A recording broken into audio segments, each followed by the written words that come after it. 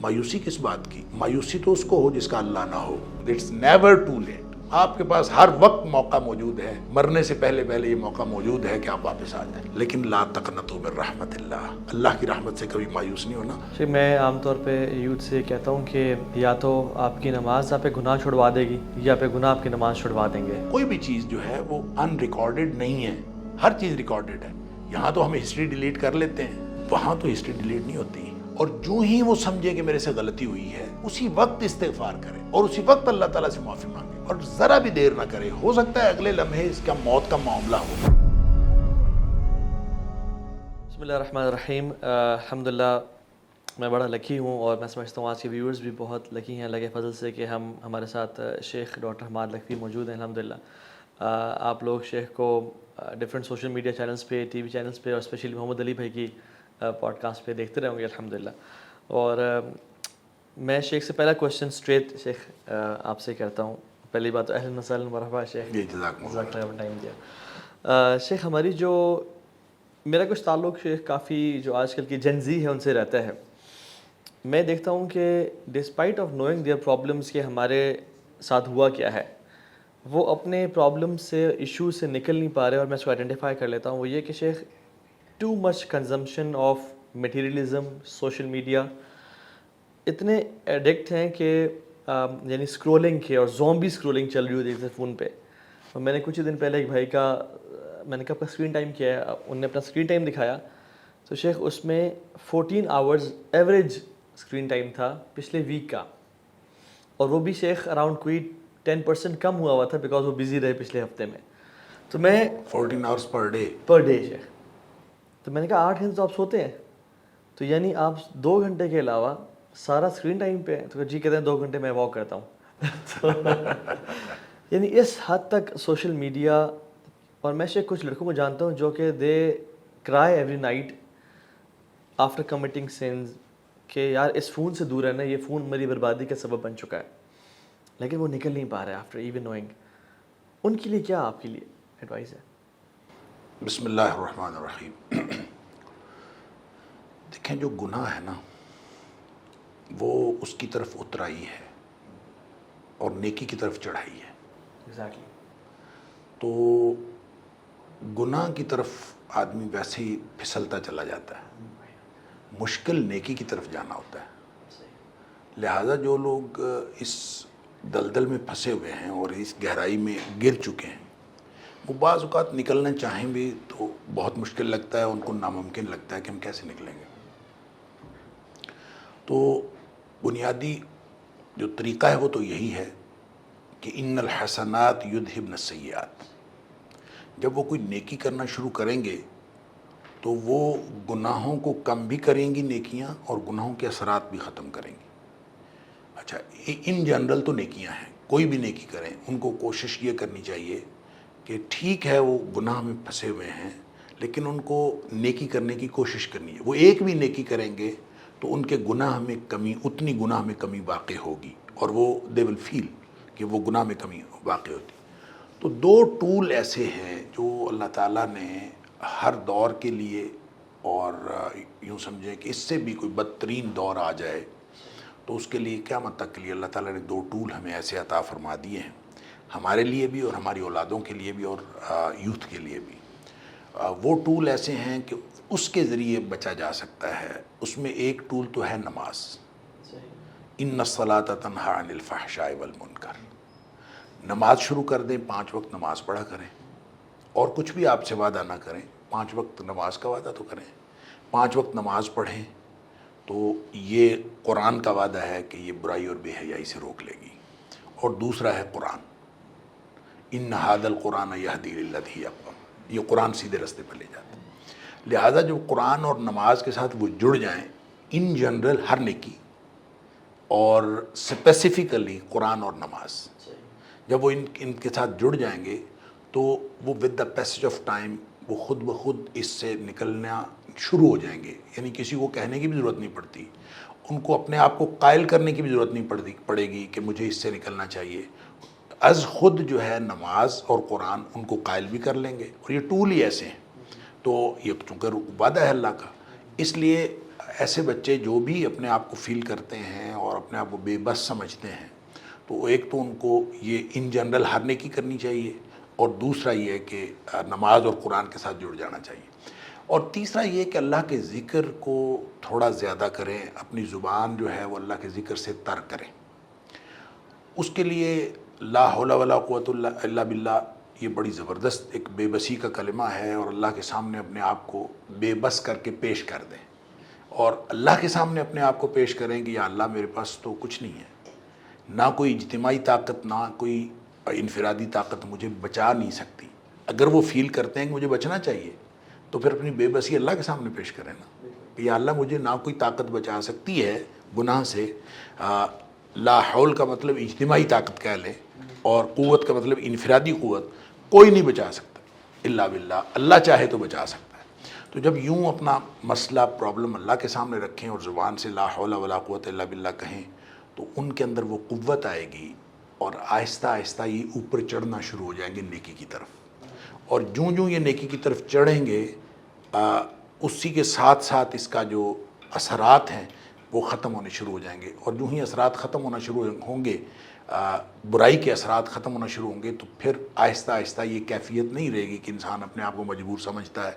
اور so many Times یہ ہوتا ہے، یہ ہر شخص کے ساتھ بھی اپس اینڈ ڈاؤنز آتے رہتے ہیں، یہ کوئی آج کل کی یوتھ کی بات نہیں ہے، بڑے بوڑھے بھی سوشل میڈیا کے اس چکر میں بڑے بوڑھے بھی شکار ہوئے ہیں۔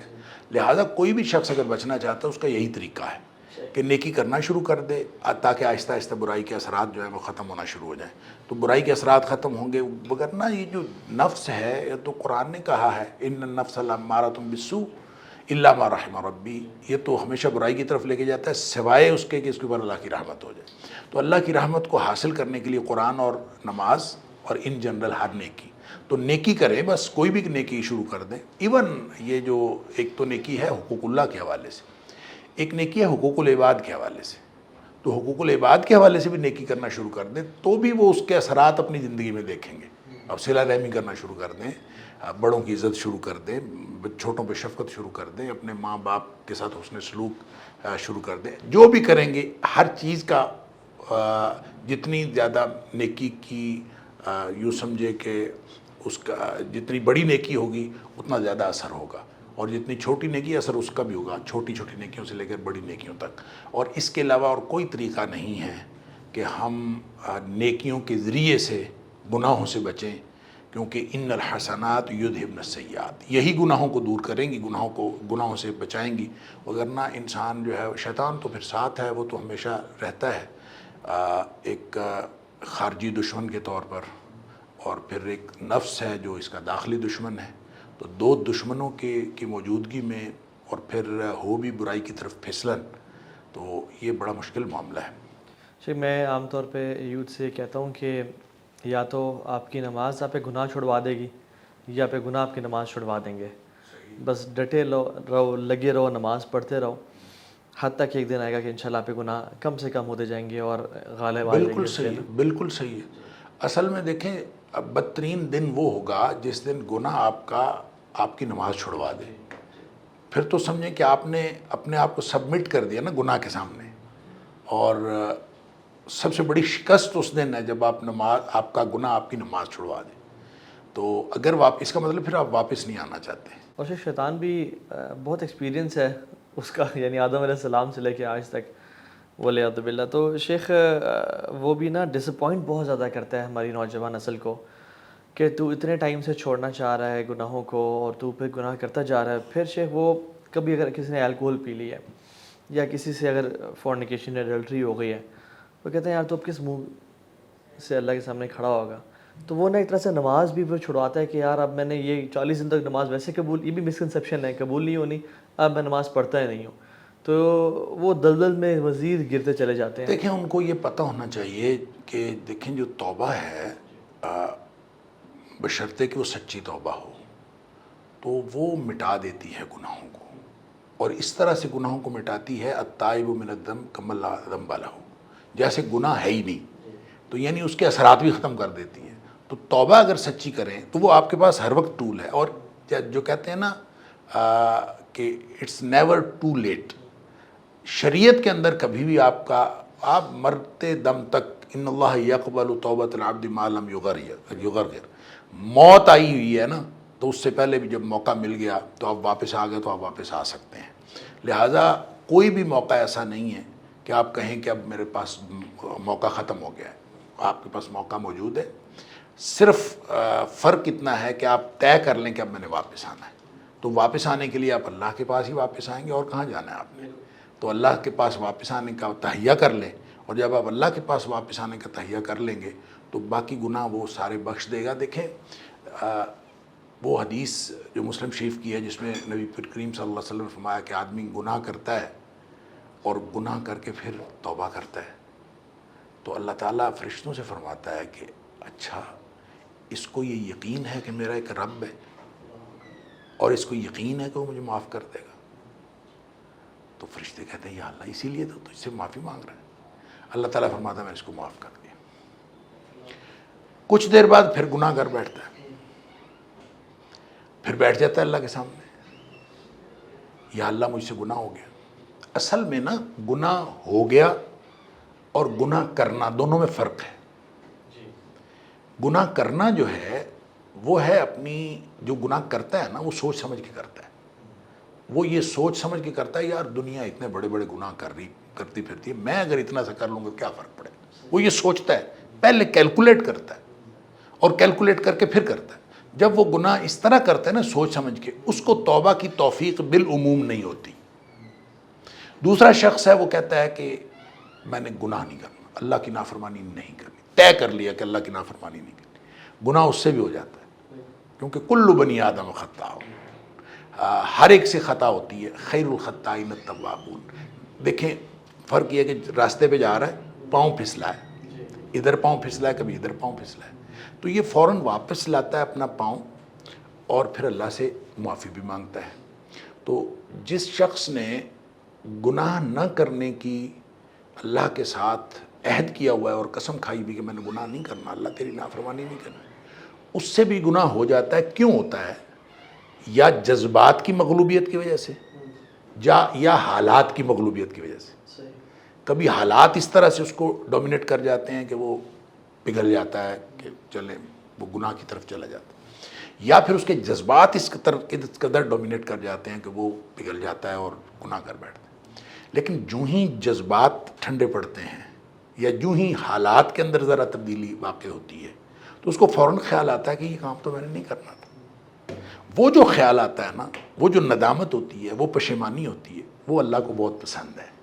اس کو فوراً خیال آتا ہے وہ میں نے تو نہیں کرنا تھا، یہ مجھ سے کیا ہو گیا۔ لہٰذا یہ اللہ سے وعدہ کرتا ہے کہ میں اب دوبارہ نہیں کروں گا، اور پورے عزم سے کہ یا اللہ میں نے دوبارہ کبھی زندگی میں نہیں کرنا، لیکن کچھ دیر بعد پھر کر بیٹھتا ہے۔ اس کے لیے پھر اللہ تعالیٰ فرماتا ہے کہ یہ پھر مجھ سے معافی مانگ رہا ہے تو کیا اس کو یقین ہے کہ میرا رب مجھے پھر بھی معاف کر دے گا؟ تو یقیناً وہ فرشتے کہتے ہیں اللہ تیرے سے مانگ رہا ہے۔ اللہ تعالیٰ فرماتا ہے کہ میں نے اس کو بخش دیا۔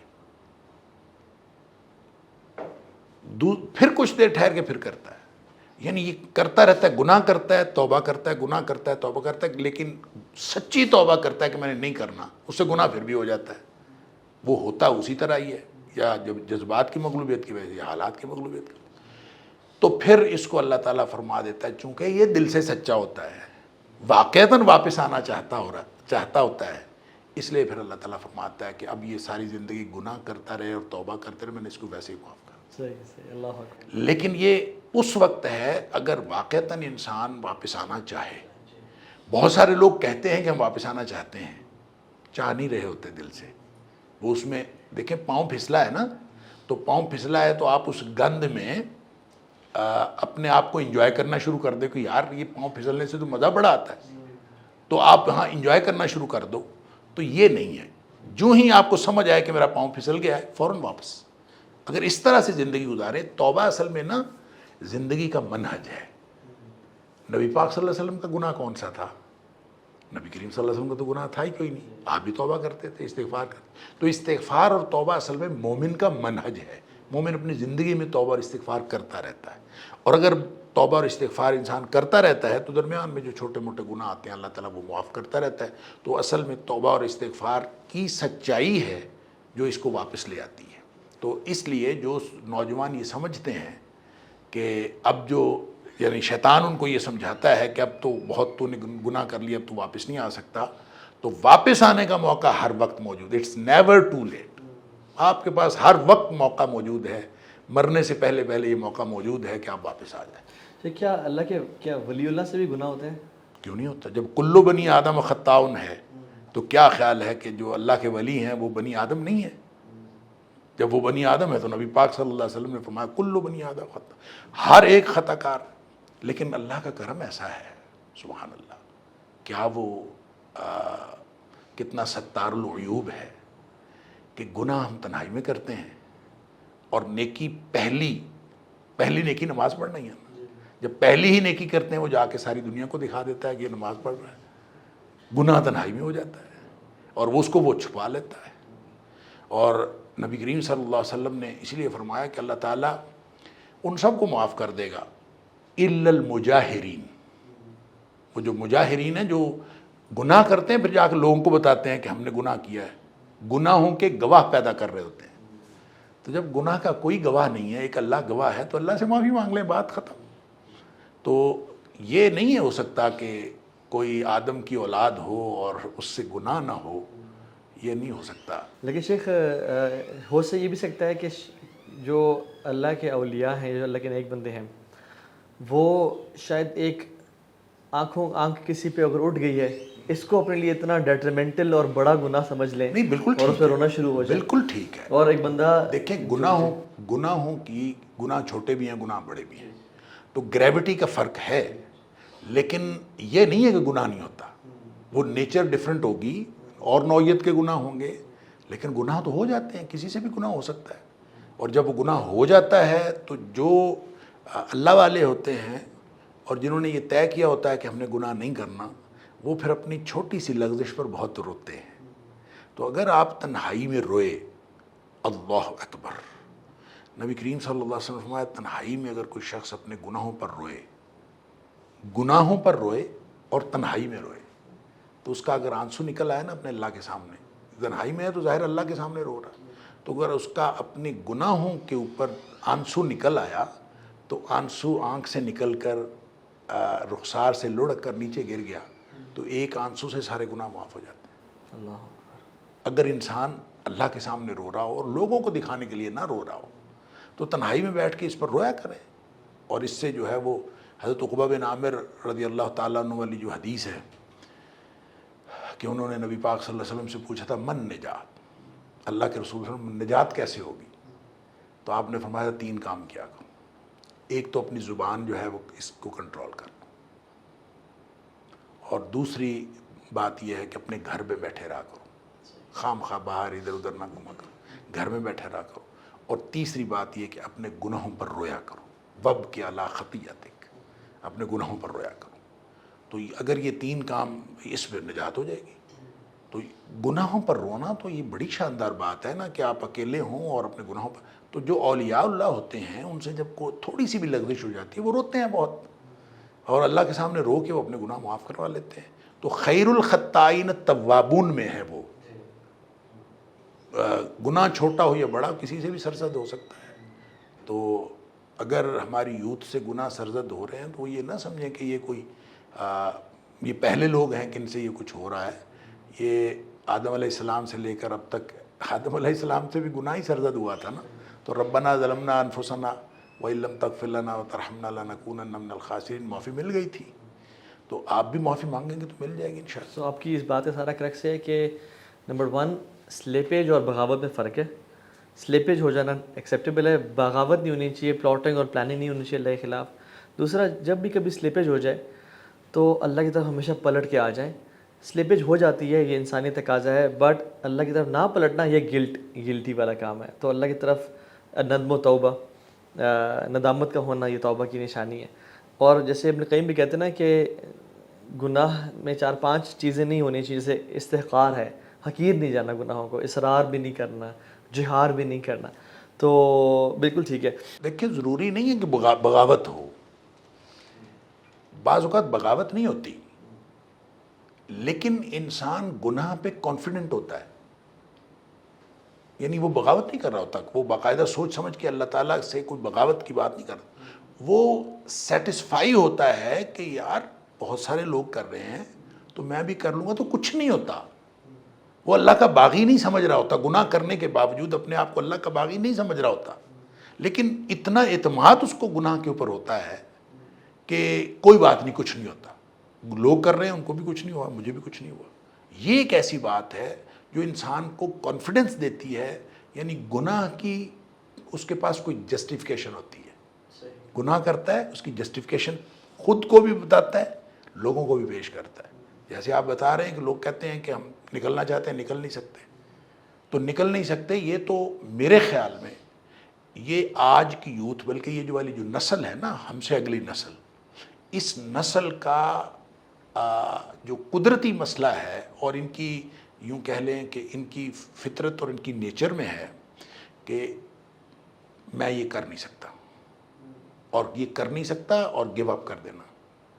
اور مجھے یہ لگتا ہے کہ شاید یہ پوری نسل کا ایشو ہے کہ گیو اپ کر دیتے ہیں، ایک وقت آتا ہے گیو اپ کر دیتے ہیں۔ وہ جو لگے رہنا ہے ڈٹرمینیشن کے ساتھ، وہ شاید ان کا مسئلہ ہے، ایک وقت میں گیو اپ۔ مثال کے طور پہ میں آپ کو دیتا ہوں، ایک اسٹوڈنٹ کو میں نے بھیجا کہ وہ اس نے کہا میں نے اردو بازار کوئی کام تھا، تو کیمپس سے اردو بازار، تو وہ میں نے اس کو کہا کہ میں ایسے کرو، گاڑی پہ جانے کی بجائے نا تم وہاں سے میٹرو پہ بیٹھ جاؤ، تو انارکلی اسٹیشن جو ہے وہاں پہ اترو گے تو وہ ساتھ ہی جو ہے وہ ہے اردو بازار، تو اردو بازار سے ہو کے آ جانا۔ اس نے کہا نہیں میں گاڑی پہ جاتا ہوں۔ وڈ یو بلیو کہ 2-2.5 گھنٹے بعد وہ واپس آیا اور اس نے کہا مجھے اردو بازار ملا ہی نہیں۔ یعنی میں سوچنے سمجھنے سے قاصر ہوں کہ جس وقت اس نے فیصلہ کیا ہوگا کہ میں اب واپس جاؤں، اردو بازار نہیں ملتا، اس کی کیا سائیکی ہے، کیا سوچا ہوگا اس نے کہ اب میں واپس چلتا ہوں نہیں ملتا۔ کیا مطلب ہے، ایک وقت آتا ہے کہ گیو اپ کر دیتے ہیں، مطلب چھوڑ دیا کہ اردو بازار کو ادھر ادھر ہو گیا تھا، وہ تو وہیں تھا نا، تو اس کو اردو بازار سے ہو کیا تھا، کیا مطلب ایک خاص وقت میں اس نے دقت محسوس کی کہ اب یار رش بھی ہے اور یہاں میں نہیں جا سکتا، تو اس نے کہا بات چھوڑو۔ یہ گیو اپ کرنا ہی بڑا تو گناہوں میں گیو اپ کرنا، یہ تو پھر ان کے لیے اور جسٹیفیکیشن ہے، میں کر نہیں سکتا۔ What does it mean? نہیں کر سکتا، کرنا ہے جو کام کرنا ہے۔ اگر تو جہنم کی آگ میں ہم جل سکتے ہیں تو پھر ٹھیک ہے، پھر موج کریں، پھر آپ نہیں کر سکتے۔ تو اگر جہنم سے بچنا ہے تو پھر تو بھائی کرنا پڑے گا، یہ کوئی زندگی جو ہے وہ یہ امتحان ہے۔ تو میں یہ سمجھتا ہوں کہ جو بات آپ نے کی کہ یا تو بغاوت کرتے ہیں یا سلپیج ہے، تو یہ ضروری نہیں کہ وہ بغاوت کر کے گناہ کر رہے ہوں، وہ سمپلی گناہ کرتے ہیں، پھر اس کی جسٹیفیکیشن پیش کرتے ہیں کہ ہم سے ہو گیا ہے، ہم سے ہو جاتا ہے، ہم بے بس ہیں، ہم ایسے ہیں، اور اس کی کوئی بھی نہ کوئی جسٹیفیکیشن ان کے پاس ہوتی ہے، اور دوسروں کو بھی جسٹیفیکیشن پیش کرتے ہیں، لہذا واپس نہیں آتے اور نہ واپس آنے کی کوشش کرتے ہیں۔ تو اگر واپس آنے کی کوئی کوشش کرے، دیکھیں نبی کریم صلی اللہ علیہ وسلم نے جو فرمایا اللہ خوش ہوتا ہے اس کی توبہ سے، اس کے واپس آنے سے خوش ہوتا ہے، تو کیا خیال ہے جب اللہ خوش ہوتا ہے تو اس کی مدد نہیں کرتا؟ تو جب اللہ مدد کرے تو اس کے سامنے شیطان کی کیا حیثیت ہے؟ تو جب اللہ کو خوش کرنے کے لیے آپ واپس آنے کی کوشش تو کرو، جب آپ واپس آنے کی کوشش کرو گے تو اللہ خوش ہو جائے۔ دیکھیں جب ہم نے شروع سے بات کی تھی نا کہ گناہ کی طرف اترائی ہے اور آسانی ہے، انسان پھسلتا چلا جاتا ہے۔ اس کے لیے ایک حدیث میں عرض کرنا چاہتا ہوں کہ نبی کریم صلی اللہ علیہ وسلم نے فرمایا کہ حجبت النار بالشہوات وحجبت الجنت بالمکارہ، جو جنت ہے نا اس کے گرد باڑ ہے مکروہات نفس کی، جو دل کو اچھے نہیں لگتے، بڑے مشکل لگتے ہیں، وہ لے کے جاتے ہیں جنت کی طرف، اور جو جس کے شہوات کی باڑ ہے، مرغوبات نفس کی باڑ ہے، وہ جہنم کی گرد ہے۔ لہذا دل میں جو کچھ ہے اس کے پیچھے چلیں گے تو پھر تو آپ آہستہ آہستہ اللہ تعالیٰ معاف کرے ادھر، وہ کہتے ہیں نا جو مزاج یار میں آئے، تو جو مزاج یار میں آئے یہ تو پھر ادھر کو جانے والی بات ہے، یہ مرغوبات نفس ہیں، جو جی میں آئے وہ کرو، تو پھر یہ زندگی، یہ جو جی میں آئے کرنے والی زندگی نہیں ہے، اسی بات کا تو امتحان ہے۔ تو بچے اگر اپنے آپ کو یہ سمجھیں کہ ہم اس امتحان میں ایک اللہ کی مرضی ہے، ایک ہماری مرضی ہے، تو ہم اپنی مرضی چھوڑیں گے اور اللہ کی مرضی کے مطابق چلیں گے تو پھر واپسی ہوگی، وگرنہ یہ کوئی جسٹیفیکیشن نہیں ہے، میں کرنا چاہتا ہوں میرے سے ہوتا نہیں ہے، اور میرے سے نہیں ہوتا، یہ تو میں تو اپنے اسٹوڈنٹ سے بھی کہتا ہوتا ہوں کہ آپ ذرا اپنے آپ کو انالائز کرو کہ آپ کے اندر یہ چیز ہے۔ مجھے لگتا ہے یہ مور اور لیس یہ اس ساری نسل کے اندر ہے کہ یہ اپنے آپ کو ایز کے اندر اور اپنی سہولت کے اندر اتنا انہوں نے اپنے آپ کو عادی کر لیا ہے کہ ذرا سی مشکل ان کو پڑے نا تو اس راستے کو چھوڑ دیتے ہیں اور یہ کہہ دیتے ہیں میرے سے نہیں ہوتا۔ تو برائیوں میں تو پھر برائیاں چھوڑنا تو مشکل ہی بہت ہے، تو اس میں گیو اپ کر دینا میرے سے نہیں ہوتا۔ تو یہ میرا خیال اپنی سائیکی بھی درست کریں اور اللہ کی رحمت پر امید رکھیں، اور ہر چیز سے مایوس ہو جائیں لیکن اللہ تعالیٰ کی رحمت سے تو مایوس نہ ہوں۔ تو اللہ کی رحمت تو ہر وقت موجود ہے، اس سے مایوس نہ ہوں۔ جب اللہ کی رحمت موجود ہے تو پھر واپس آنے کے لیے ڈٹرمنڈ ہوں کہ ہم آ سکتے ہیں واپس۔ تو بجائے اس کے کہ آپ سے سوال پوچھیں یا میرے سے سوال پوچھیں کہ ہم کیسے واپس آئیں، ہم سے نہیں آیا جا سکتا، ڈٹرمنیشن کے ساتھ واپس آنے کی کوشش کریں۔ یہی تو بات ہے۔ جو توبہ ہے اس کی جو ہم نے پشیمانی کی بات کی، اصل میں سب سے پہلی بات جو ہے توبہ کے لیے، سب سے پہلی بات وہ یہ ہے کہ ان یقلع عن المعصیہ، گناہ سے باہر نکلے۔ گناہ میں بیٹھ کے توبہ توبہ کرتے رہنا اس کی کوئی حیثیت نہیں ہے۔ ان یقلع عن المعصیہ، گناہ سے باہر آئے۔ جو شخص گناہ میں ملوث ہے، اچھا ہم توبہ پتہ ہے کیسے کرتے ہیں؟ یہ ہماری 2 نمبریاں ہیں ساری، اللہ تعالیٰ معاف فرمائے۔ ہم توبہ یوں کرتے ہیں کہ ہم نے 10 گناہوں سے توبہ کر لینی ہے، لیکن جو 11واں گناہ جو میں نہیں چھوڑنا چاہتا اس کو میں چھپا لیتا ہوں، تو میں 10 گناہوں سے توبہ کر رہا ہوتا ہوں، تو سمجھ رہا ہوتا ہوں کہ وہ 11واں گناہ میں نے چھپا لیا ہے۔ بھئی اللہ سے کیا چیز چھپتی ہے؟ تو اب 11ویں میں ملوث رہ کے باقی 10 گناہوں سے توبہ کرنے کی کوشش کرتے ہو، تو اللہ تو جانتا ہے دلوں کے حالوں کو، تو اللہ تعالیٰ کو معلوم ہے کہ یہ ایک گناہ میں ملوث ہو کے باقی چھوڑنا چاہتا ہے اور اس کو یہ چھوڑنا نہیں چاہتا۔ ہم خود اپنے لیے سنسیئر نہیں ہوتے۔ اگر ہم اپنے لیے سنسیئر ہوں اور کوشش کریں تو جب اللہ تعالیٰ کی مدد آتی ہے تو پھر انسان آ جاتا ہے واپس، پھر کچھ نہیں ہے۔ یوتھ کو یہ سمجھنا چاہیے کہ اللہ کی مدد ہر وقت موجود ہے ہمارے لیے، تو اس کو اچیو کرنے کا ذریعہ یہ ہے کہ ہم سب سے پہلے گناہ سے باہر آئیں اور باہر آ کے پھر پشیمانی کا اظہار کریں اور پھر عزم کریں کہ میں نے دوبارہ اس میں نہیں جانا۔ یہ 3 کام کر لیں اور پھر دیکھیں اللہ تعالیٰ کی مدد کیسے آتی ہے۔ اللہ کی مدد آئے گی انشاءاللہ۔ اور شیخ اصل میں یوتھ کو یہ بھی ریئلائز کرنا چاہیے کہ اصل میں سٹیک پہ کیا ہے، سٹیک پہ آخرت ہے آپ کی، جنت اور جہنم والا معاملہ ہے۔ کوئی چھوٹی موٹی چیز ہو اس پہ ریلیکسیشن پھر بھی دیکھی جا سکتی ہے، لیکن یہ ہمیشہ ایٹرنٹی کا معاملہ ہے۔ جب آپ کو پتہ ہے کہ آپ اگر اس برے لائف اسٹائل سے ہم نے نہ نکلا تو پھر ایٹ دا اینڈ بہت برا ٹھکانہ ہے، تو ہمیں گیو اپ کبھی بھی نہیں کرنا۔ اصل میں ہماری جنریشن کو شیخ وہی بات ہے کہ fast speed internet, drive through میں گئے، کھانا مل گیا، فوڈ پانڈا آرڈر کر لیا، کوئک انٹرنیٹ، 2 منٹس کافی، میگی نوڈلز، ہر چیز انسٹنٹ ملی ہے۔ تو جب ان کو کوئی چیز مشکل دقت پیش آ رہی ہوتی ہے نا کسی چیز کو اچیو کرنے میں، پھر کہتے ہیں یار چلو دیکھیں مشکل، جو مشکل لگ رہا ہے وہی جنت کا راستہ ہے، جنت کا راستہ وہی ہے۔ اس میں ایک اور حدیث ایڈ کر لیں، جب نبی کریم صلی اللہ علیہ وسلم فرمایا جب اللہ تعالیٰ نے جنت اور جہنم کو پیدا فرمایا تو اللہ تعالیٰ نے جبریل علیہ السلام کو بلایا، وزٹ کرو، میں نے 2 گھر بنائے۔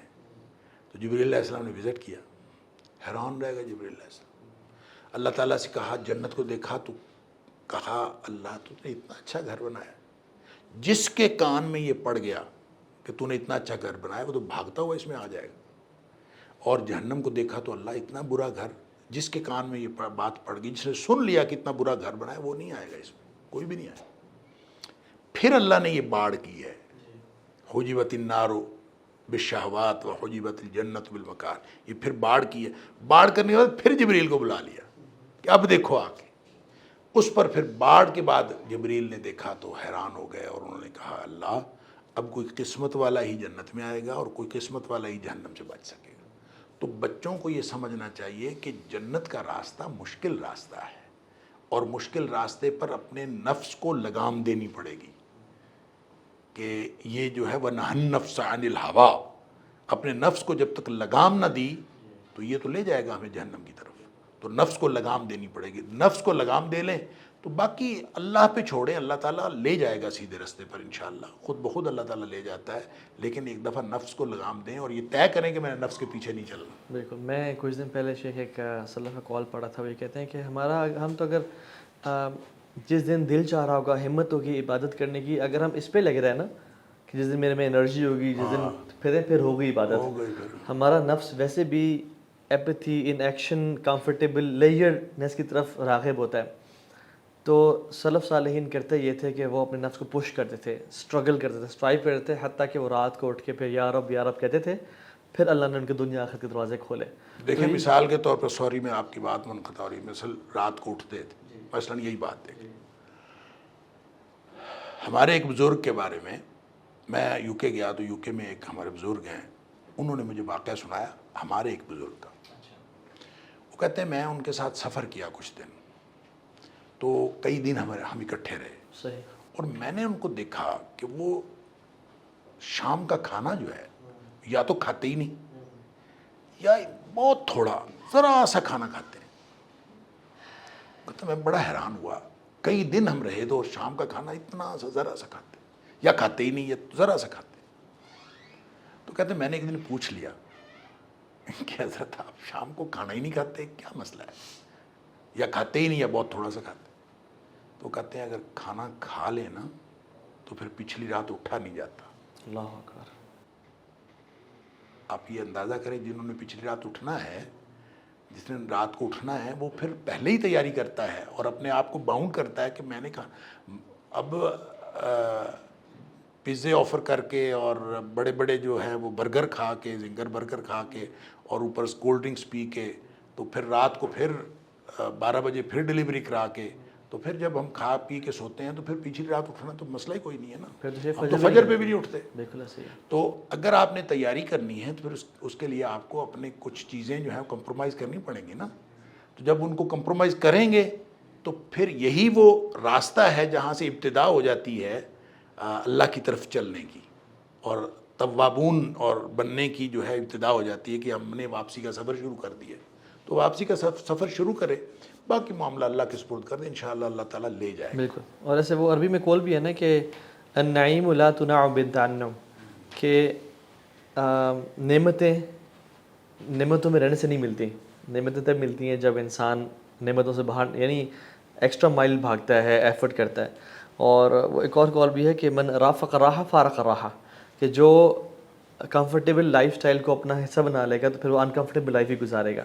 سو I think they have to understand کہ ہمیں اسٹرگل کرنا ہے، اور جنت بھی it's not an easy deal اس کی ملتی ہے. شیخ جیسے آپ نے شروع میں کہا کہ نماز، قرآن اور لا حول ولا قوۃ الا باللہ، یہ تو ڈوز بتائے، لیکن ایک ڈونٹس بھی بڑے ضروری ہوتے ہیں کچھ گندگی سے نکلنے کے لیے. یوتھ کو نکلنے کے لیے یہ تو ڈوز بتا دیا آپ نے، ڈونٹس کیا ہیں جو کہ ان کو اڈاپٹ کرنے چاہیے؟ دیکھیں وہ جو کچھ کر رہے ہیں، جس سے نکلنا وہ چاہ رہے ہیں، اگر وہ کرتے ہوئے کریں گے، یعنی اقلاع نہیں ہوا، ان یقلع عن المعصیہ تھا کہ اس نافرمانی سے باہر نکلیں، گناہ سے پہلے باہر آئیں، تو پھر اللہ سے توبہ کریں گے اور پھر واپس آنا چاہیں گے، تو پھر واپسی کا سفر ان کا شروع ہوگا. جو نکلا ہی نہیں، اقلاع ہوا ہی نہیں، تو غالباً یہ فضیل بن عیاض کا قول ہے یا کسی کا کہ التوبۃ بدون الاقلاع توبۃ المکذبین. یہ جھوٹے لوگوں کا توبہ ہے، جو لوگ گناہ سے نکلے بغیر توبہ کرتے ہیں. تو ڈونٹس میں سب سے پہلی بات یہ ہے کہ گناہ چھوڑیں نا، گناہ چھوڑ کے اس سے باہر تو آئیں، اور اگر توبہ کے لیے واقعتاً دل سے سچے ہیں کہ توبہ کرنا چاہتے ہیں تو پھر ایک سٹیپ تو اٹھائیں نا، اس سے باہر نکلیں. اگر وہ موبائل فون کے اوپر یا لیپ ٹاپ کے اوپر کوئی کچھ چل رہا ہے تو پہلے اس کو بند کریں نا. تو اگر پریکٹیکلی کسی گناہ میں ملوث ہے تو پھر اس کو چھوڑیں نا، اس کو چھوڑ کے پھر اللہ تعالیٰ کے سامنے ہاتھ اٹھائیں کہ یا اللہ یہ مجھ سے گناہ ہو گیا اور میں یہ نہیں کرنا چاہتا، تو میری مدد کر. تو پھر انشاءاللہ پھر نماز اور قرآن کے ساتھ جڑ جائیں تو یہ راستہ ہے، یہ انشاءاللہ لے جائے گا سیدھے راستے کی طرف۔ سوشل میڈیا کو کوئٹ کرنے کا مشورہ دیتے ہیں آپ یوتھ کو؟ نہیں دیکھیں آپ وہ مشورہ نہ دیں نا جو امپریکٹیکل ہے یا جو پاسبل ہے ہی نہیں۔ صحیح جو پاسبل نہیں ہے اس کا آپ مشورہ دیں گے تو اس کا مطلب یہ ہے کہ آپ اپنا مشورہ ضائع کر لیں گے۔ لیکن لمٹ کر دیں، آپ کہہ رہے ہیں لمٹ کریں۔ دیکھیں سوشل میڈیا جو ہے یہ بہت ساری ڈائمینشنز اس کی ایسی ہیں جو پازیٹیو ہے، اور آج کل تو ساری انفارمیشن آپ سوشل میڈیا سے لے رہے ہوتے ہیں، اور اس میں نو ڈاؤٹ کہ بہت ساری فیک انفارمیشن مل رہی ہوتی ہے، لیکن پھر اس کو ظاہر ہے آپ کوئی انفارمیشن ملتی ہے، آپ اس کو کسی جگہ سے کنفرم کرتے ہیں، دوسری جگہ سے تیسری جگہ سے کنفرم۔ خبریں بھی تو آج کل لوگ نہ ٹی وی دیکھتے ہیں، نہ خبریں سنتے ہیں، نہ خبرنامہ سنتے ہیں، خبریں بھی ساری سوشل میڈیا سے لے رہے ہوتے ہیں، اور ظاہر ہے جب آپ وہ سکرولنگ کرتے ہیں تو کچھ نہ کچھ آپ کو وہاں پہ پازیٹیوٹی ملتی ہے۔ بہت کچھ ایسا جو پہلے صرف اخبار کے کالموں میں ملتا تھا، اب آپ کو وہ تجزیے جو ہیں وہ سوشل میڈیا کے اوپر ملتے ہیں۔ تو اگر کوئی چیز پازیٹیو لینی ہے تو بھی بہرحال سوشل میڈیا کی بہت ساری پازیٹیوٹی ہے، تو مسئلہ تو یہ ہے کہ نیگیٹیوٹی سے نکلیں اور پازیٹیوٹی کی طرف آئیں۔ اگر یہ آ جائیں گے تو پھر کوئی مسئلہ نہیں۔ اپنے انگلیوں کے پور سکرولنگ کے دوران جب یہ کر رہے ہیں تو یہ ذہن میں ہو کہ ان پورز سے بھی قیامت والے دن پوچھا جائے گا، تو اس کا بھی مجھے حساب دینا پڑے گا۔ یہ جو کچھ میں کر رہا ہوں انہوں نے میرے خلاف گواہی دے دینی، تو جب یہ خیال ہو تو پھر انشاءاللہ کوئی مسئلہ نہیں ہے۔ پھر جب سوشل میڈیا استعمال کر رہے ہوں تو پھر تنہائی میں بھی اللہ سے ڈر لگتا ہے کہ یہ میں کر لوں گا تو کیا ہوگا۔ اگر تنہائی میں کی بھی دیکھیں ہمارے وہ کہتے ہیں ویڈیو لیک ہو گئی، کسی کی ویڈیو لیک ہو جاتی ہے تو بندہ کہیں کا نہیں رہتا، تو وہ ساری ویڈیوز جو بن رہی ہیں آخرت کے لیے یہ لیک ہو سکتی نہیں، لیک ہوں گی۔ وَإِذَا الصُّحُفُ نُشِرَتْ، جو صحیفے ہیں پھیلائے جائیں گے، نشر کیے جائیں گے، میں کہتا ہوں عالمی نشریاتی رابطے پر نشر کیے جائیں گے، اور وہاں جب یہ نشر ہوگا کہ فلاں مولوی صاحب، فلاں ملک صاحب، فلاں چودھری صاحب، ان کی زندگی تو ایسی تھی، یہ تنہائی میں تو یہ کرتے تھے، اور وہاں جب یہ نشر ہوگا تو ساری دنیا دیکھے گی۔ جو اس کا عذاب ہونا ہے وہ بعد کی بات ہے، اس سے پہلے جو قیامت والے دن کی رسوائی ہے جو ساری دنیا کے سامنے ہوگی، اگر یہ باتیں سامنے ہوں تو رک جاتا ہے آدمی، یہ پور جو ہے رک جاتے ہیں، سکرولنگ فوراً رک جاتی ہے، اور آدمی جو اس میں غلط کچھ کر رہا ہوتا ہے یا جو اس کی نیگیٹیوٹی ہے اس سے انسان بچ جاتا ہے، اگر یہ ذہن میں ہو کہ میرے ساتھ یہ کچھ ہو سکتا ہے۔ اور یہ ساری چیزیں، کوئی بھی چیز جو ہے وہ ان ریکارڈڈ نہیں ہے، ہر چیز ریکارڈڈ ہے۔ یہاں تو ہم ہسٹری ڈیلیٹ کر لیتے ہیں، تو وہاں تو ہسٹری ڈیلیٹ نہیں ہوتی۔ یوم تبلی السرائر، یعنی یوم تبلی السرائر، سارے جو راز ہیں وہ باہر آ جائیں گے۔ اور دیکھیں راز باہر آنا بھی ہو سکتا ہے نا کہ اللہ تعالیٰ آپ کے بائیں ہاتھ میں جو ملنا ہے اعمال نامہ وہ دے دیا۔ ایک یہ ہے کہ ساری دنیا کو بھی بتایا، ہمارے بہن بھائی بھی کھڑے ہوں گے، نبی پاک صلی اللہ علیہ وسلم بھی کھڑے ہوں گے، سب کے سامنے کھڑا بتایا یہ تھا، تو عذاب بعد کی بات ہے، اٹ سیلف بڑا عذاب ہے کہ سب کے سامنے جو ہے آپ کا جو ہر چیز وہ پھیلا دی جائے اور راز باہر آ جائے۔ اس لیے میں یہ سمجھتا ہوں کہ اگر یہ قیامت والے دن کا ڈر نہیں ہے نا، اور اللہ کے سامنے جواب دہی کا ڈر نہیں ہے، تو پھر تو کوئی چیز نہیں آپ کو جرم سے روکتی نہیں ہے کوئی چیز، تو اللہ کا ڈر ہی جرم سے روکتا ہے، مگر نہ کوئی چیز جرم سے نہیں روکتی ہے۔ شیخ، لوگ بڑے نا امید ہیں، مایوس بھی ہیں، یہ دور بھی ڈپریشن انزائٹی کا ایک ایرا ہے میں سمجھتا ہوں، لیکن کبھی کبھی میں دیکھتا ہوں کوئی بھائی ایسے ہیں، کوئی بہن ایسی ہیں جو بہت ماشاءاللہ پریکٹسنگ، دیندار، نمازیں، بلکہ اذکار، تہجد پڑھنے والے ہیں، اور وہ ایسے کسی مسئلے میں گھرے ہوئے ہیں کہ انسان حیران ہو جاتا ہے، اور پھر شیطان ان کو خیالات دیتا ہے کہ تو نمازی ہے، تو نیک ہے، تو پردہ بھی کرتی ہے، تو داڑھی بھی رکھی ہوئی ہے، پھر کیوں نہ تجھے اتنا آزما رہا ہے۔ پھر کچھ لوگوں میں سے بھی کچھ من الجنت بناس ہیں، لوگ کہتے ہیں یار دیکھو تو اتنا اللہ اللہ کرتا تھا، تیرے ساتھ یہ کیا معاملات ہو رہے ہیں، اور ان کا جب مسئلہ سنا جائے تو پھر بندہ کہتا ہے یار کاش اگر میرے ہاتھ میں سب کچھ نا میں اس بندے کو ابھی نکال لوں، لیکن رحمان الرحیم ذات پھر بھی آزماتی ہے اور ٹیسٹ کرتی ہے۔ تو اس مائنڈ سیٹ کو کیسے دیکھا جائے، پرابلم سے کیسے دیکھا جائے لائف میں کہ ایک بندہ اللہ کے ساتھ لائل بھی ہے، ہاں سلپیجز ہو جاتی ہیں، لیکن وہ مصیبتوں میں گھرا ہوا ہے، کس طرح سے دیکھا جائے اس کو؟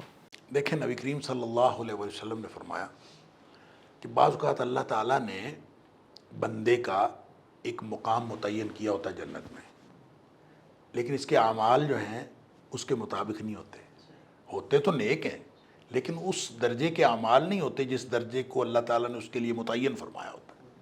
پھر اللہ تعالیٰ اس کو کسی مصیبت میں مبتلا کر دیتا ہے، تو وہ جب مصیبت میں مبتلا ہوتا ہے تو اس نے تو صبر ہی کرنا ہوتا ہے۔ تو مومن صبر کر کے اجر لیتا ہے، شکر کر کے بھی اجر لیتا ہے، دونوں طرح کے حالات میں۔ جب وہ صبر کر کے اجر لیتا ہے تو اس کا پھر مقام وہ ہو جاتا ہے، ہم لوگ سمجھتے ہو پتہ نہیں کس مصیبت میں پکڑا ہوا ہے، تو وہ خود بھی سمجھتا ہے مجھے پتہ نہیں کہ کہاں اللہ تعالیٰ نے کیوں پکڑ لیا، یہ لوگ بھی کہتے ہیں کہ اچھا والا نیک آدمی پکڑا ہوا۔ اصل میں کیا ہے، نبی پاک صلی اللہ علیہ وسلم فرمایا جب اس کا درجہ وہ ہو جاتا ہے اس کے برابر، پھر اللہ تعالیٰ اس کو اس دنیا سے لے جاتا ہے۔ تو یہ جو مصیبتیں ہیں یہ بعض اوقات، بلکہ مجھے تو یوں لگتا ہے کہ اس کو تھوڑا سا اگر بنظر غائر دیکھیں، ہے تو خوشحالی بھی امتحان اور تنگ دستی بھی امتحان، ہر حال امتحان ہے۔ تو خوشحالی سے کہیں بہتر امتحان ہے تنگ دستی۔ اس کی وجہ ہے کہ تنگ دستی میں انسان کو اللہ یاد رہتا ہے، خوشحالی میں تو اللہ یاد ہی نہیں آتا، تنگ دستی میں تو اللہ یاد آ جاتا ہے، چلیں اس طرح ہی یاد آ جاتا ہے کہ پتہ نہیں مجھے اللہ نے کس مصیبت میں پکڑا ہوا ہے، لیکن اللہ یاد ضرور آتا ہے۔ تو تنگ دستی شاید جو ہے وہ یہ یعنی تندرستی میں کبھی آپ کو یاد نہیں آئے گا کچھ بھی، اور جو ہی آپ کو بیماری ہوگی تو بیماری میں آپ کو کچھ نہ کچھ اللہ تعالیٰ یاد آئے گا اور آپ کو فوراً جو ہے وہ واپسی کی فکر ہوگی۔ تو مجھے لگتا ہے کہ یہ اگر اس کو پوری طرح ہم اس کا کمپیریزن کریں نا تو الٹیمیٹلی یہ جو امتحان ہے نا تنگ دستی والا، یہ ذرا آسان امتحان ہے، خوشحالی والا بہت مشکل امتحان ہے۔ اس میں جب انسان پھنس جاتا ہے نا تو اس کے واپسی کے امکانات بہت کم ہوتے ہیں یا نہیں ہوتے۔ تو دونوں امتحان ہیں، اگر وہ بھی ہو رہا ہے تو امتحان ہے، وہ بھی ہو رہا ہے تو امتحان ہے۔ اور نبی کریم صلی اللہ علیہ وسلم نے فرمایا مومن کا تو ہر معاملہ ہی خیر ہوتا ہے، وَلَيْسَ ذَاكَ لِأَحَدٍ إِلَّا الْمُؤْمِنِ، اور یہ پریولیج صرف مومن کا ہے کہ خوشحالی میں بھی وہ کامیاب ہے اور تنگ دستی میں بھی کامیاب ہے، ادھر شکر کر کے اور ادھر صبر کر کے۔ لہٰذا اس دنیا کو اس اینگل سے جب آپ دیکھیں گے تو پھر انشاءاللہ کوئی چیز پریشان نہیں کرتی۔ مایوسی کس بات کی؟ مایوسی تو اس کو ہو جس کا اللہ نہ ہو۔ تو ہمیں امتحان ضرور ہے، امتحان ہر ایک کا اپنا اپنا امتحان ہے۔ جس چیز میں میں ذمہ دار ہوں اس میں میرا امتحان ہے، جس میں ہماری ریاست ذمہ دار ہے ریاست کا امتحان ہے۔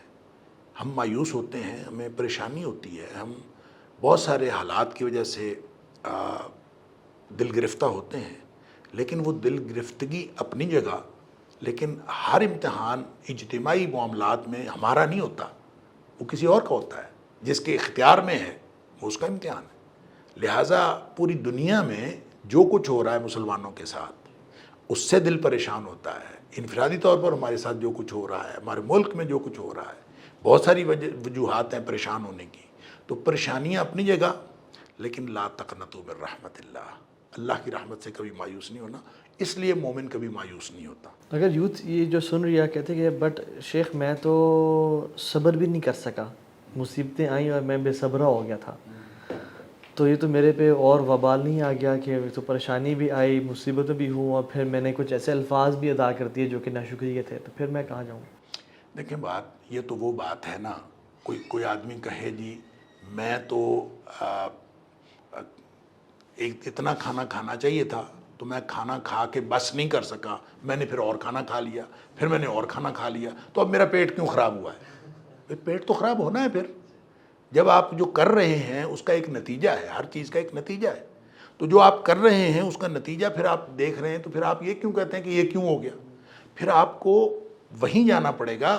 اگر آپ وہیں نہیں رکتے تو پھر پیٹ کی خرابی کے ذمہ دار تو آپ ہیں، پھر اللہ تعالیٰ تو ذمہ دار نہیں ہے۔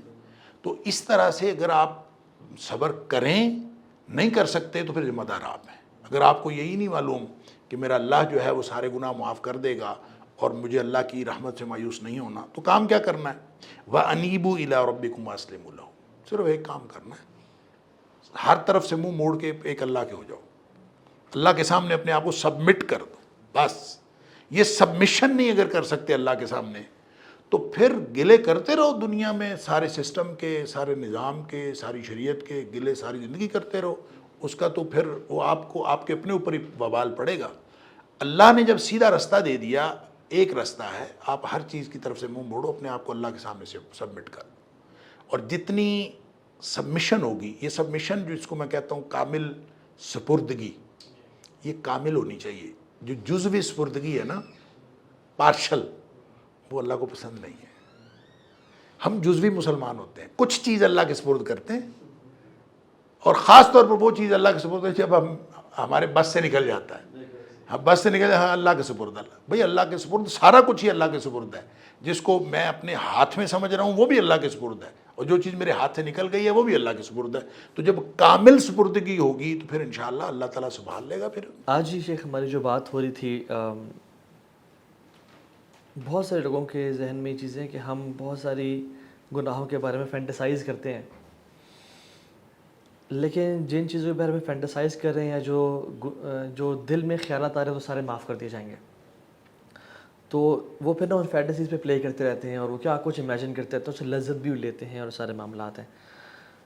لیکن جو آپ نے پرسپیکٹیو دیا ہے وہ بڑا ایک ڈفرینٹ پرسپیکٹیو تھا۔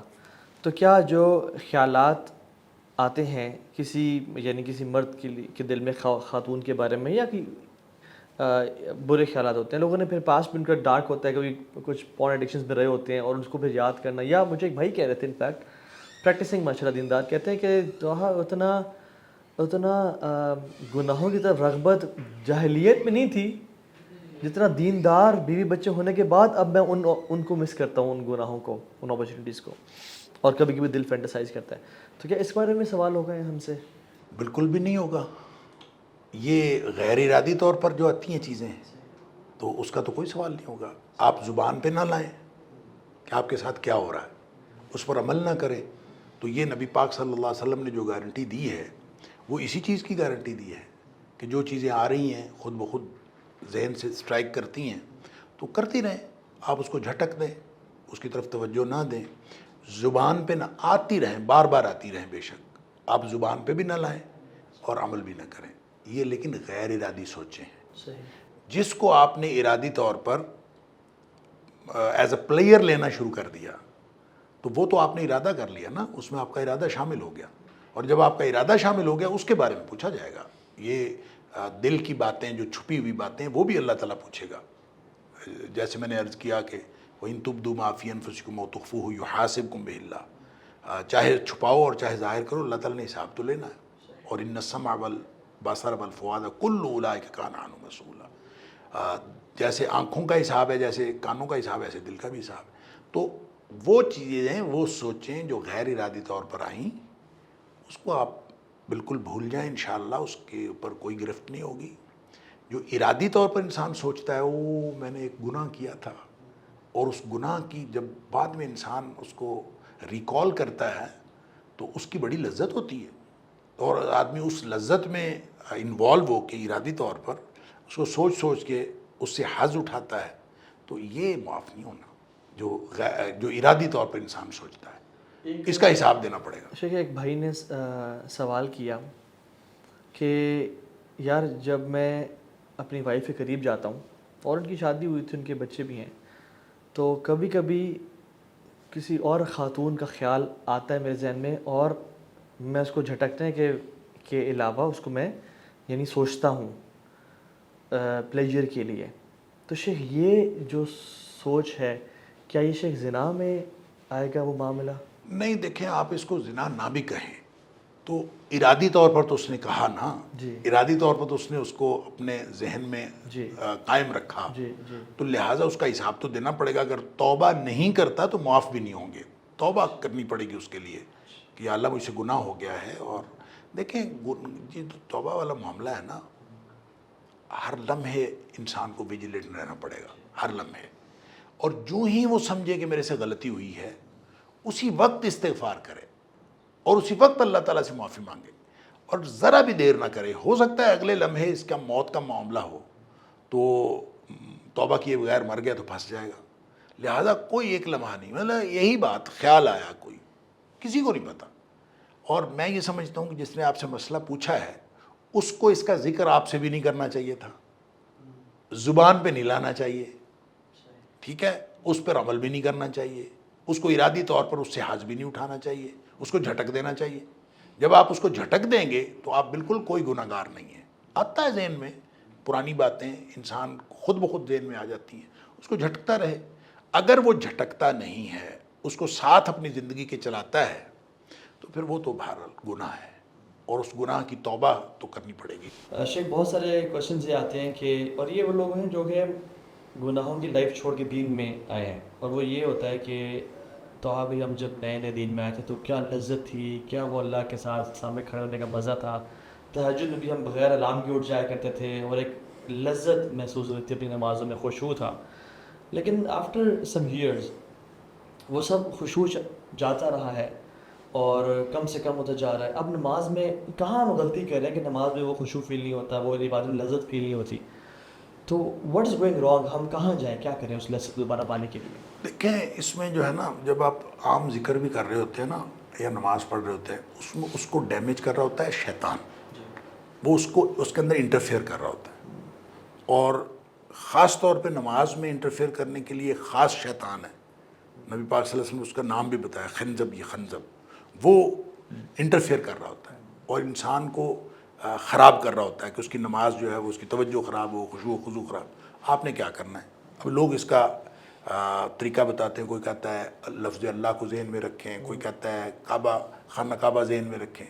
بھئی یہ درست نہیں ہے. قرآن نے ایک بڑا زبردست علاج بتایا ہے کہ اگر کبھی بھی شیطان آپ کو کوئی کچوکا لگاتا ہے تو فاستعذ باللہ من الشیطان الرجیم، تو آپ اعوذ باللہ من الشیطان الرجیم. آپ نے اللہ کی سے پناہ مانگنی ہے، اللہ سے یہ مدد مانگنی ہے، وگرنہ آپ تو کسی بھی طرح آپ کی حفاظت ہو نہیں سکتی.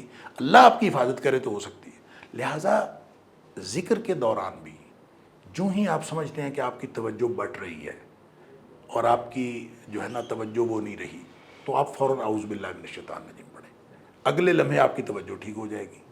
اور اسی طرح نماز کے اندر جو ہی آپ سمجھتے ہیں کہ آپ کی توجہ بٹ رہی ہے، آپ کی لذت نہیں رہی، آپ کا خشوع خضوع نہیں رہا، اللہ کے ساتھ رابطہ نہیں رہا، اعوذ باللہ من الشیطان الرجیم پڑھیں. اور اعوذ باللہ من الشیطان الرجیم پڑھنا نماز کے اندر منع نہیں ہے. لوگ سمجھتے ہیں شاید یہ منع ہے، یہ منع نہیں ہے. نماز کے دوران جب شیطان آپ کے اوپر حملہ آور ہوتا ہے، سوچیں ادھر ادھر بھٹکتی ہیں، تو فوراً اعوذ باللہ من الشیطان الرجیم پڑھیں اور دل کی طرف 3 دفعہ دھتکار دیں ایسے. بس بعض اوقات یہ چہرہ بھی یوں کرنے کی ضرورت نہیں پڑتی، آپ کھڑے ہیں اعوذ باللہ من الشیطان، بس الحمدللہ رب العالمین پڑھا، آپ کی سوچ ادھر ادھر بھٹکی، آپ نے اعوذ پڑھا، پھر واپس آ گئے، چل پڑے، پھر آپ نے سمجھتے مالک یوم الدین پڑھ کے آپ کی سوچ پھر بھٹکی، پھر اعوذ پڑھے. جب یوں آپ پڑھتے جائیں گے تو ہو سکتا ہے کہ پہلی دفعہ آپ کو اپنی نماز واپس لانے کے لیے آپ کو 100 دفعہ اعوذ پڑھنا پڑے، 20 دفعہ پڑھنا پڑے، لیکن with the passage of time کم ہوتا جائے گا.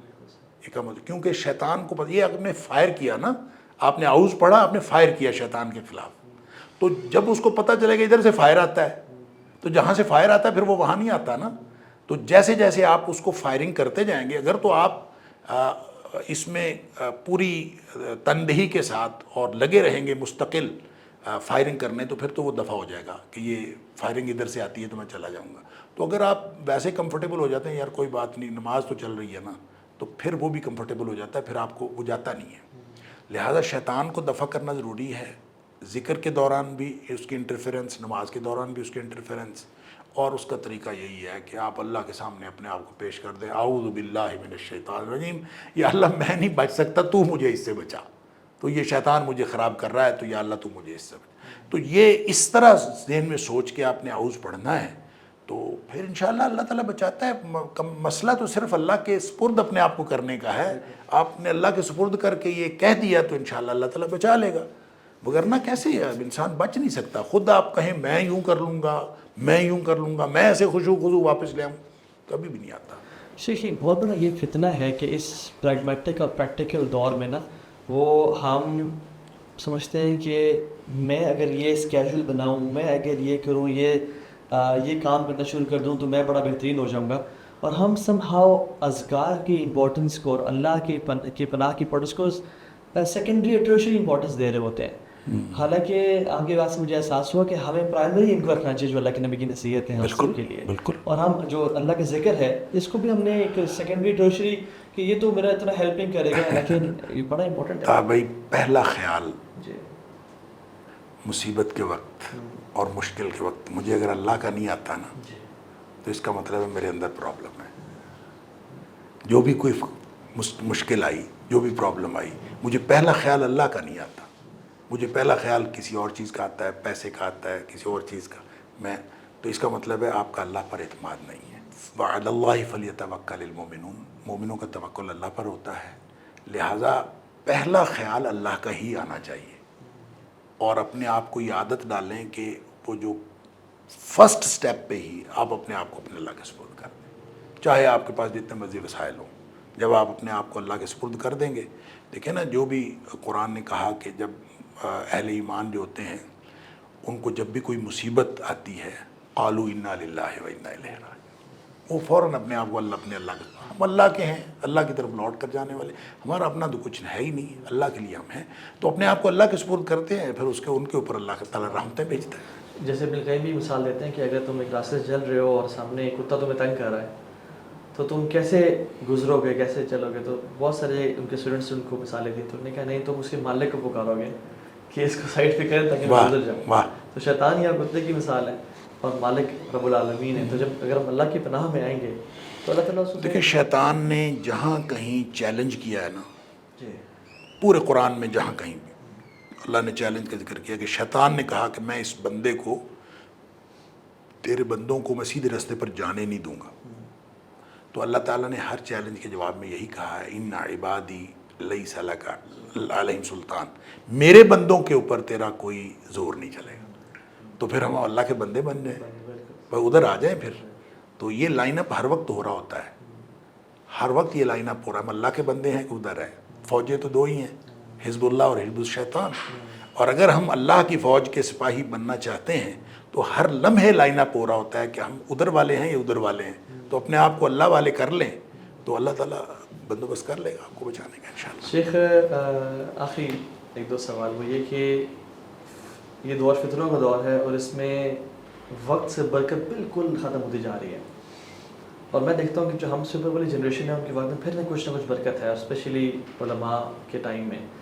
لیکن جو ہماری جنریشن ہے ٹائم کہاں جاتا ہے پتہ نہیں چلتا, بالکل ہی مطلب وہ وہی حساب ہے کہ ہفتے دن میں بدل گئے اور دن لمحے میں بدل گئے. برکت کو اچیو کرنے کی لائف میں تاکہ وہ مال بھی زیادہ ہو, صحت بھی بہترین ہو, اولاد بھی, سب چیزوں میں کوئی ایسا نسخہ, کوئی ایسی چیز. دیکھیں آپ زیادہ وقت جو ہے وہ اللہ تعالیٰ کی بندگی میں گزاریں تو آپ کی طبیعت میں ٹھہراؤ آ جائے گا. اصل میں ٹھہراؤ لانے کی ضرورت ہے. یہ جو بھاگا جا رہا ہے ایک تو فتنہ ہے, اور یہ بھاگنا, یہ جو وقت کی بے برکتی ہے یہ تو قرب قیامت کی ایک نشانی ہے. اور نبی کریم صلی اللہ علیہ وسلم نے بتا دیا کہ سال مہینے کی طرح گزریں گے, مہینے ہفتے کی طرح اور ہفتہ دن کی طرح. تو یہ تو جا رہا ہے. تو وقت کے اندر تیزی تو آئی ہوئی ہے, لیکن اب بھی اگر آپ اسلام آباد سے باہر نکلیں اور کسی گاؤں میں چلے جائیں تو آپ کو وقت جو ہے ٹھہرا ہوا لگتا ہے. گاؤں سے آگے کسی آپ زمین کے کسی ڈیرے پہ چلے جائیں تو آپ کو وقت اور ٹھہرا ہوا لگتا ہے, اور وقت ایسے لگتا ہے کہ جیسے ٹھہر گیا ہے اور دن لمبا ہو گیا ہے, حالانکہ دن وہی ہے. تو یوں اگر آپ اپنے اوقات جو ہیں اس میں سے زیادہ وقت اللہ کی بندگی کے لیے نکالیں گے تو آپ کا وقت جو ہے اس کے اندر ٹھہراؤ پیدا ہوگا اور آپ کو اس کے اندر برکت محسوس ہوگی. جب ہم اپنے معاملات کے اندر اس طرح سے الجھے ہوئے ہوتے ہیں کہ ہم کہتے ہیں بس میں 5 منٹ میں نماز پڑھ کے آیا, تو 5 منٹ میں نماز پڑھ کے آیا, پھر آ کے میں اپنے کام میں لگ گیا ہوں, پھر میں یوں آیا, یا کہ میں کہتا ہوں نماز میں بعد میں پڑھ لوں گا. تو نبی کریم صلی اللہ علیہ وسلم نے فرمایا کہ جو شخص اذان سن کے کام نہیں چھوڑتا, اللہ تعالیٰ جو تو کام چھوڑ دیتا ہے تو اللہ تعالیٰ اس کے کام میں مدد کرتا ہے, اور جو کام نہیں چھوڑتا اللہ تعالیٰ اس کے ہاتھ کو کاموں سے بھر دیتا ہے, اور پوری زندگی وہ کام کرتا ہے, اس کے کام کبھی مکمل نہیں ہوتے. تو یہ بے برکتی کی وجہ ایک تو اوورال یہ جو قیامتی زمانہ ہے قرب قیامت کا اس میں ہے, ایک ہم خود وجہ ہیں. اگر ہم اللہ تعالیٰ کی بندگی کو پراپر اور ڈیو وقت دیں اور اس میں پھر ٹھہریں ذرا. دیکھیں نا، نماز کے بعد آپ جتنی دیر بھی بیٹھیں، نبی کریم صلی اللہ علیہ وسلم فرشتے اس کے لیے دعائیں کرتے رہتے ہیں، اور جب تک اس نے اپنی جگہ سے اٹھا نہیں، یا اس کا وضو فاسد نہیں ہوا، یا اس نے کسی سے کلام نہیں کیا، فرشتے اس کے لیے دعا کرتے رہتے ہیں. تو ہم کتنی دیر بیٹھتے ہیں؟ ہمارے پاس وقت نہیں ہوتا، ہم بیٹھتے نہیں. ذرا بیٹھ کے دیکھیں، جب بیٹھتے ہیں تو آپ کی اسی وقت آپ کو اپنی طبیعت کے اندر ٹھہراؤ محسوس ہونا شروع ہو جائے گا. اگر آپ 5-10 منٹ بھی ہر نماز کے بعد بیٹھنا شروع کر دیں تو اس سے بہرحال کچھ نہ کچھ ہماری ٹھہراؤ بھی محسوس ہوتا ہے اور برکت بھی محسوس ہوتی ہے. تو بالآخر جو اصل الاصول ہے وہ تو اللہ کی بندگی اور اللہ تعالیٰ کے ساتھ تعلق ہے. اگر ہم اس کو جوڑ لیں گے تو پھر معاملات جو ہیں وہ بہرحال بہتر ہوتے چلے جائیں گے. وگرنہ تو یہ قرب قیامت کی جو تیزی ہے وہ ہمیں اپنے ساتھ بہا لے جائے گی. ٹھیک ہے، آپ کا خاندان بھی کافی علمی ہے اور ماشاء اللہ علماء آپ کے خاندان میں، پلس آپ کا تعلق بھی علماء سے رہا. آپ نے بھی اسے پریکٹیکل ایگزامپل دیکھی کہ جس کی لائف میں بہت زیادہ برکت ہو اور اس کی ریزن؟ دیکھیں، میں تو اپنے والد صاحب کو دیکھا ہے، اور میرے والد صاحب جو ہیں وہ بڑے آرام سے مزے سے سوئے ہوئے ہوتے تھے. 10 بجے ساری دنیا بھاگ کے جا رہی ہوتی ہے اپنے دفتروں کو ادھر ادھر، وہ آرام سے رات کو اٹھتے تھے، تہجد پڑھتے تھے، فجر پڑھتے تھے، فجر پڑھ کے وہ درس دیتے تھے، درس دے کے وہ اشراق تک بیٹھتے تھے، اشراق پڑھتے تھے، پھر لوگوں کو وہاں پہ جو آئے ہوئے ہوتے تھے ان کو اٹینڈ کرتے تھے. تو پھر 10 بجے کے قریب وہ آ کے سو جاتے تھے، اور کوئی گھنٹہ آدھا وہ سو لیتے تھے، اور پھر اٹھ کے پھر وہ ہم نے تو دیکھا ہے ان کی طبیعت، ان کی زندگی میں تو کوئی تیزی تھی ہی نہیں، بڑے آرام سے. اور یہ جو ہم اپنے آپ کو دائی سمجھتے ہیں اور بھاگتے پھرتے ہیں، وہاں درس دے لیا، وہاں بھاگ کے چلے گئے، وہاں چلے گئے. ہم نے والد صاحب کو دیکھا ہے کہ والد صاحب کسی ایک گاؤں جاتے تھے، جا کے رات سٹے کرتے تھے وہاں، اور وعدہ دیا ہوتا تھا کہ میں آؤں گا، اور وہاں پہ پہنچے ہیں، رات کو سٹے کیا ہے، فجر کے بعد درس دیا ہے، پھر اگلے دن آرام سے لوگوں کو مل ملا کے پھر اس سے اگلے گاؤں گئے ہیں. اور یہی ان کی روٹین تھی، اور یہی ان کی زندگی کا ہم نے طریقہ دیکھا. اور کبھی ہم نے ان کو جلدی میں نہیں دیکھا، کبھی بھاگتے ہوئے نہیں دیکھا، کبھی میں نے بس یہاں درس دینا ہے پھر میں نے آگے جانا ہے، کچھ کبھی بھی نہیں. اور ظاہر ہے جب وہ شروع میں ہم بچپن میں دیکھتے تھے، والد صاحب کے پاس گاڑی بھی نہیں تھی اور بسوں وغیرہ پہ سفر کرتے تھے. پھر جب گاڑی آ بھی گئی ہے والد صاحب کے پاس، انہوں نے اپنی روٹین نہیں بدلی. ایسا کبھی نہیں تھا کہ میں نے اب درس مغرب کے بعد دے لیا تو میں نے واپس گھر پہنچنا ہے. چاہے 1 گھنٹے کا راستہ ہوتا تھا، وہ وہیں قیام کرتے تھے اور آرام سے قیام کرتے اگلے دن جانا ہے. اور کبھی تیزی نہیں ہم نے دیکھی. تو جب آپ بندگی میں اپنا دل لگا لیں گے اور اس میں آپ کی طبیعت کے اندر خود بخود ٹھہراؤ آ جائے گا، تیزی کس بات کی؟ آپ یہ ذرا سا اپنے آپ کو سمجھانے کی بات ہے تو ایک دم تیزی ختم ہو جاتی ہے کہ سارے کام، ساری دنیا آپ نے سر پہ اٹھائی ہوئی ہے، آپ کے کرنے سے سارے کام ہونے ہیں. تو نہ تو ہم جیسے قرآن نے کہا، نہ تو ہم قد میں پہاڑوں سے اونچے ہو سکتے ہیں، اور نہ ہی ہم جو ہے وہ کسی کو زمین کو پھاڑ سکتے ہیں. ہم کچھ نہیں کر سکتے. انسان اپنی جو اللہ تعالیٰ نے زندگی لکھی ہے وہی گزار کے جانا ہے. اس لیے اپنی اوقات میں رہنا چاہیے، اور اپنی اوقات میں رہیں گے اور اللہ تعالیٰ کی بندگی میں دل لگائیں گے تو انشاءاللہ امید ہے کہ کچھ نہ کچھ ٹھہراؤ آ جائے گا طبیعت کے اندر، اور برکت بھی محسوس ہونا شروع ہو جائے گی. وگرنہ جو اوورآل بے برکتی ہے اور جو تیزی ہے وہ تو بہرحال اس سے تو ہم سب یعنی متاثر ہو ہی رہے ہیں. شیخ، فائنل کوشچن آج کا وہ یہ کہ بہت زیادہ لوگ نظر بد کا شکار ہیں، اور تقریباً سوشل میڈیا کے ایڈونٹ کے بعد ہر چیز آن لائن جا رہی ہے. تو اس سے بچاؤ کے لیے کیا کیا جائے؟ کوئی ایسا اسکار، کوئی ایسی چیزیں، ٹپس؟ نظر بد، جادو یا جنات، جو بھی، اور جادو بھی پھر 2 طرح سے اثر انداز ہوتا ہے، یا جنات کے ذریعے سے ہوتا ہے یا ڈائریکٹ اعصاب پر اثر انداز ہوتا ہے. کوئی بھی چیز ہو، حسد بھی بعض اوقات. تو اس طرح کے جتنے بھی اثرات ہوں ان کا علاج قرآن ہے، صرف قرآن. جب آپ قرآن سے علاج کرنے کی کوشش کریں گے تو انشاءاللہ یہ ساری چیزیں آہستہ آہستہ یہ اس کے اثرات زائل ہو جائیں گے. اور قرآن کو پڑھنے کے مختلف طریقے ہیں. کچھ تو وہ طریقہ ہے جو نبی پاک صلی اللہ علیہ وسلم نے بتایا ہے، جیسے حضرت عائشہ صدیقہ رضی اللہ تعالیٰ عنہ فرماتی ہیں کہ نبی پاک صلی اللہ علیہ وسلم جب معوذتین نازل ہو گئیں تو نبی پاک صلی اللہ علیہ وسلم معوذتین پڑھتے تھے، 7 قل اللہ پڑھتے تھے، اور اپنے ہاتھوں پہ پھونک مار کے اپنے جسم پہ جو ہے پھیرتے تھے. تو حضرت عائشہ صدیقہ رضی اللہ تعالیٰ عنہا کہتی ہیں کہ بیماری میں نبی پاک صلی اللہ علیہ وسلم جب بیمار ہو گئے تو میں نے پڑھا، خود حضرت عائشہ صدیقہ نے پڑھا، لیکن پھونک نبی پاک صلی اللہ علیہ وسلم کے ہاتھ میں پاری اور اس سے. تو اس کا مطلب یہ ہے کہ معوذتین یہ تینوں کل شریف جو ہیں ان کو پڑھنا چاہیے. سورہ فاتحہ کی الگ شفا کے لیے اہمیت ہے، وہ پڑھنی چاہیے. آیت الکرسی ہے، الگ اس کی اہمیت ہے. لہٰذا یہ اپنے آپ کو رقیہ کرنا چاہیے اور اپنے آپ کو اللہ تعالیٰ کی حفاظت میں دینا چاہیے. تو میں تو ہمیشہ لوگوں کو یہ بتاتا ہوں کہ 6 چیزیں ہیں: سورہ فاتحہ، آیت الکرسی اور چاروں کل. ان 6 چیزوں کو دن میں 6 دفعہ دم کریں اور اپنے آپ کو اپنے اللہ کی حفاظت میں رکھیں. 5 نمازوں کے ساتھ 6 دفعہ سوتے وقت. اور اس میں جو 3 اوقات ہیں فجر، مغرب اور سوتے وقت، ان میں 3 دفعہ پڑھیں اور پڑھنے کے بعد دعا کی طرح ہاتھ بنائیں، پھونک ماریں، اپنے پورے جسم پہ پھیر لیں. آپ انشاءاللہ اللہ کی حفاظت میں چلے جائیں گے. تو 3 اوقات میں 3 دفعہ پڑھیں، باقی نمازوں کے ساتھ 1 دفعہ. تو یہ کم از کم رقیہ ہے جو اپنے آپ کو کرنا چاہیے. اور شیطان سے انسان جو محفوظ رہے، تو یہ اللہ تعالیٰ کی حفاظت میں رہنا، یہ اس کے لیے کم از کم یہ. ویسے قرآن جو ہے وہ سارے کا سارا قرآن جہاں سے بھی پڑھیں گے، جیسے بھی پڑھیں گے، انشاءاللہ قرآن اس کی مدد کرے گا. رقیہ کے طور پر قرآن جیسے بھی پڑھیں گے وہ اس کی مدد کرے گا. لیکن ان آیات کی بہرحال الگ سے بھی نبی پاک صلی اللہ علیہ وسلم نے اہمیت بتائی.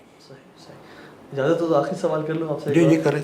وہ یہ ہے کہ آپ کا تعلق صوفی عائشہ محمد سے بھی رہا، آپ نے ان سے ملاقات کی اور کچھ ایسے لوگوں سے جن کی دعائیں قبول ہوتی ہیں، مستجاب دعوات ہے.